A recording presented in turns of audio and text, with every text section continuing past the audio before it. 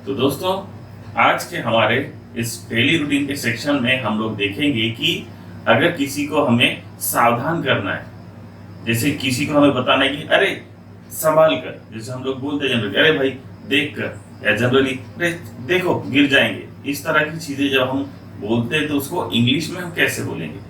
अगर आपको इस तरह की चीजों को इंग्लिश में बोलना है तो आप बोलोगे, अगर आपको इस तरह की चीजें इंग्लिश में बोलनी है तो आप बोलेंगे watch it, watch out, look, ऐसा मतलब वॉच इट, वॉच आउट या फिर लुक।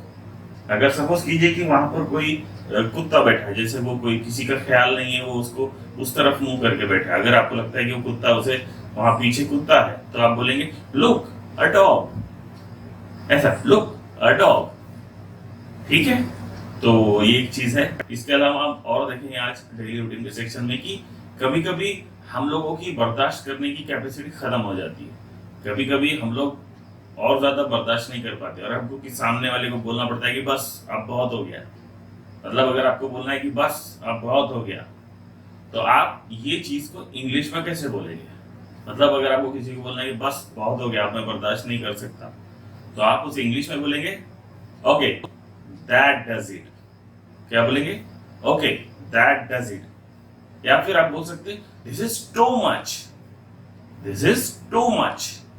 मतलब लेकिन आप ये जब लाइन आप बोलते हैं तो आपके बोलने में वो एक्सप्रेशन आनी चाहिए, दिस इज टू मच या फिर दिस इज टू मच। मतलब ऐसा लगना चाहिए कि हाँ बस आपकी बर्दाश्त खत्म हो गई है।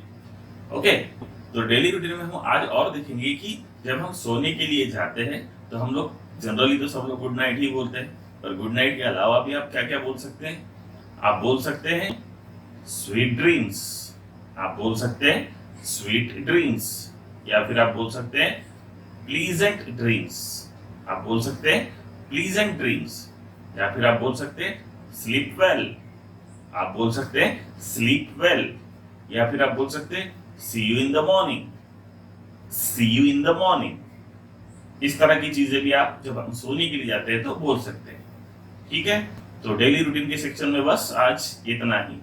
तो आज के हमारे ग्रामर सेक्शन में जैसे कि कल हमने देखा था कि रूल नंबर 1, जैसे मैंने आपको बताया था कि सिंपल प्रेजेंट टेंस को कैसे पहचानना है, उसका रूल नंबर 1 क्या है और वो रूल के हिसाब से आप कैसे इंग्लिश में बात करना शुरू कर सकते हैं। तो जैसे मैंने स्टार्टिंग में ही कहा था कि ये शॉर्ट टर्म वाला कोर्स है ही नहीं, ये मैं बिल्कुल डिटेल में बता रहा हूँ। इसीलिए आपको भी क्या करना है कि जो लोग डिटेल में पढ़ना चाहते हैं ये उन्हीं के लिए है। कल हमने देखा था कि सिंपल प्रेजेंट टेंस, जो सिंपल प्रेजेंट टेंस है उसका हमने रूल नंबर 1 देखा था। अब सिंपल प्रेजेंट टेंस का रूल नंबर 1 देखने के बाद में आपको मैंने आपको बताया था कि रूल नंबर 1 कैसे काम करता है। जैसे कि रूल नंबर 1 क्या था, I we you they P S मतलब plural subject plus V1 plus O। मतलब अगर किसी भी साधारण वाक्य की शुरुआत I we you they plural subject से हुई तो पहले सब्जेक्ट आएगा, फिर वर्ब का फर्स्ट फॉर्म आएगा, फिर ऑब्जेक्ट आएगा। ठीक है, तो आई होप कि आपको वो रूल समझ में आया होगा। अगर आपको वो रूल समझ में आया है तो फिर आज हम इसका टेस्ट लेंगे।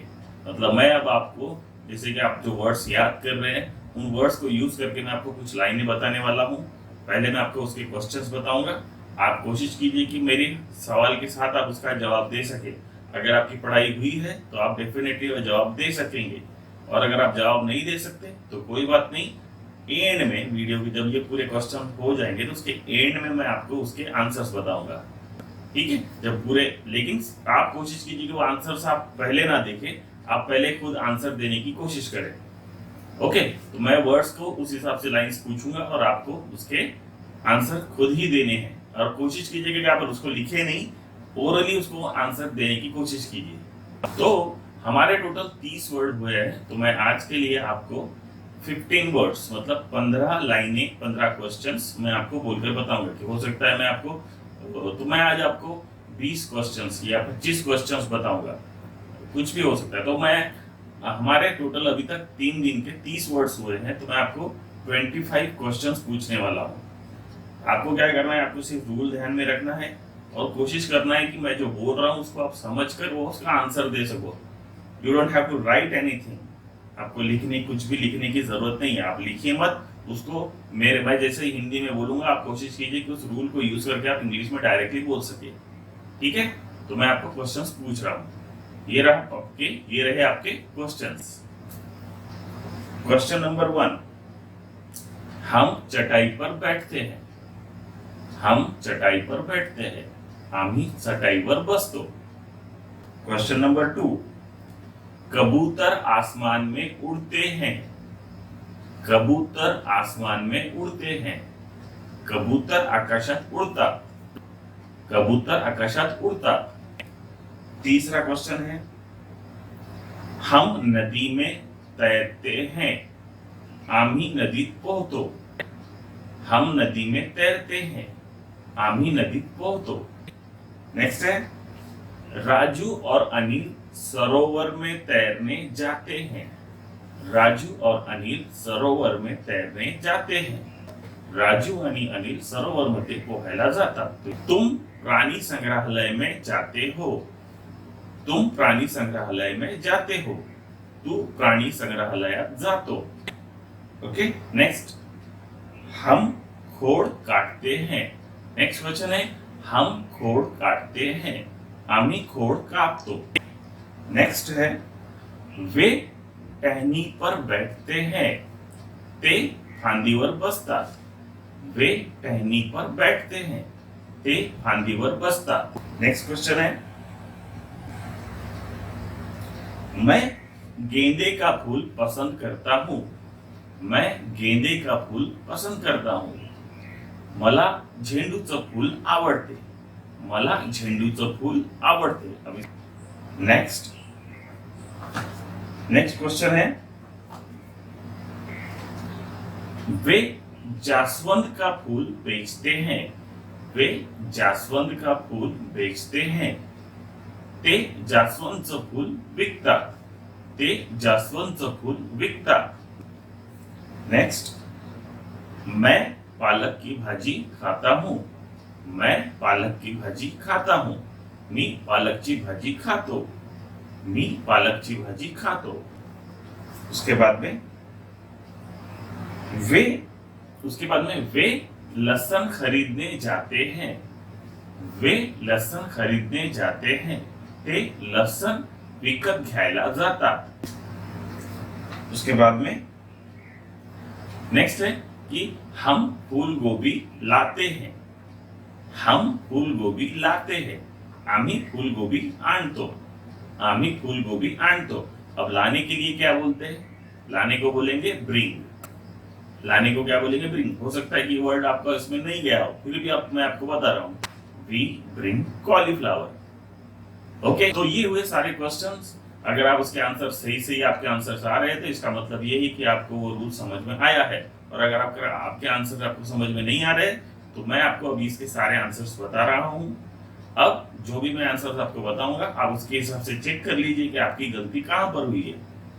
आपने जो भी आंसर्स, अगर आई होप कि आपके आंसर्स बराबर आए होंगे या नहीं आए होंगे ये मुझे नहीं पता, लेकिन अगर आपके आंसर सही आ रहे हैं तो इसका मतलब ये है कि आपको वो रूल समझ में आया है। और अगर आपको वो रूल समझ में आया है या नहीं आया तो ये आपको, अब मैं आपको इसके आंसर्स बताने वाला हूँ। तो ये आंसर्स एक बार चेक कर लीजिए कि आपके आंसर्स और मेरे आंसर्स अगर सही है या नहीं। अगर वो दोनों मैच करते हैं तो इसका मतलब ये है कि आपको ये रूल समझ में आया है। ओके, तो ये रहे आपके आंसर्स। क्वेश्चन नंबर 1, हम चटाई पर बैठते हैं। हम चटाई पर बैठते हैं, आम्ही चटाईवर बसतो। इसका आंसर है we sit on mat. Question number 2, कबूतर आसमान में उड़ते हैं। कबूतर आसमान में उड़ते हैं, कबूतर आकाशात उड़तात। कबूतर आकाशात उड़तात। इसका आंसर है pigeons fly in the sky. Pigeons fly in the sky. तीसरा क्वेश्चन है, हम नदी में तैरते हैं, आम्ही नदीत पोहतो। हम नदी में तैरते हैं, आम्ही नदीत पोहतो। इसका आंसर है we swim in the river. We swim in the river. Next है, राजू और अनिल सरोवर में तैरने जाते हैं। राजू और अनिल सरोवर में तैरने जाते हैं। तो अब इसका आंसर क्या होगा? राजू आणि अनिल सरोवर मध्ये पोहायला जातात। राजू आणि अनिल सरोवर मध्ये पोहायला जातात। तो इसका आंसर क्या होगा? Raju and Anil go to swim in the lake. Raju and Anil go to swim in the lake.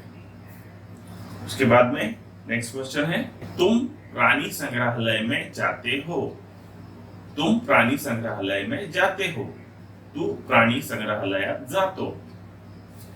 तू प्राणी संग्रहालयात जातो। अब इसका इंग्लिश ट्रांसलेशन कैसे होगा? इसका आंसर क्या है?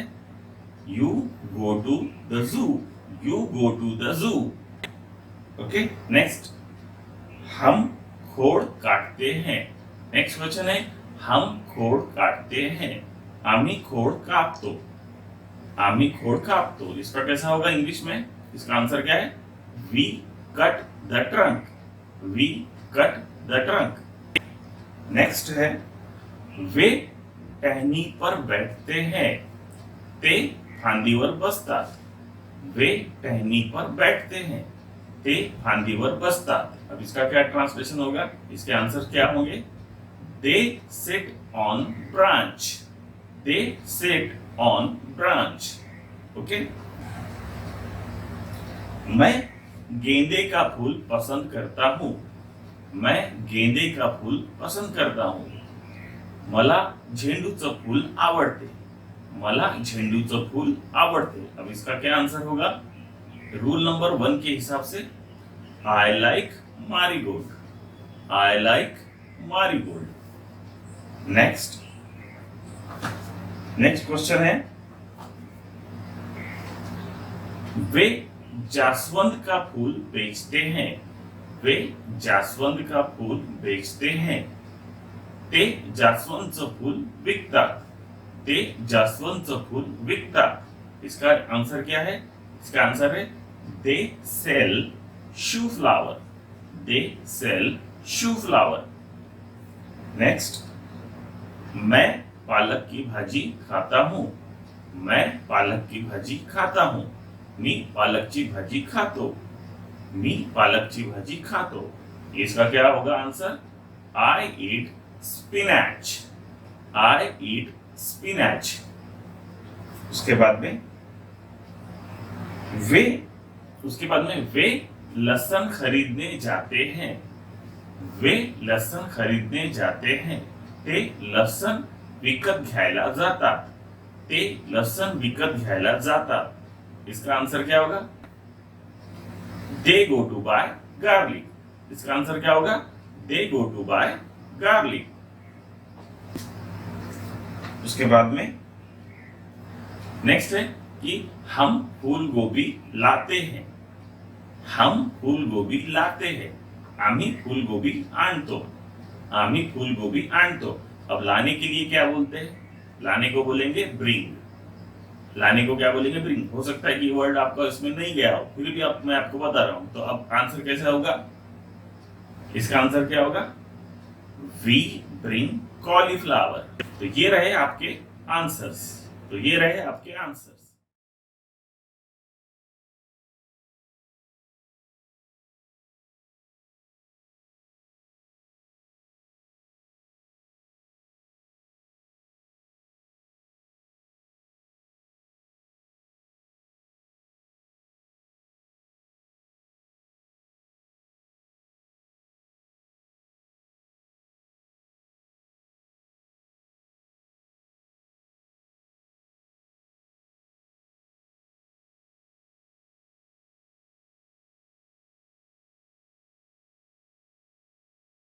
ओके, तो आज के लिए इस ग्रामर सेक्शन में इतना ही, और हमारा आज का लास्ट सेक्शन यानी वर्ड्स।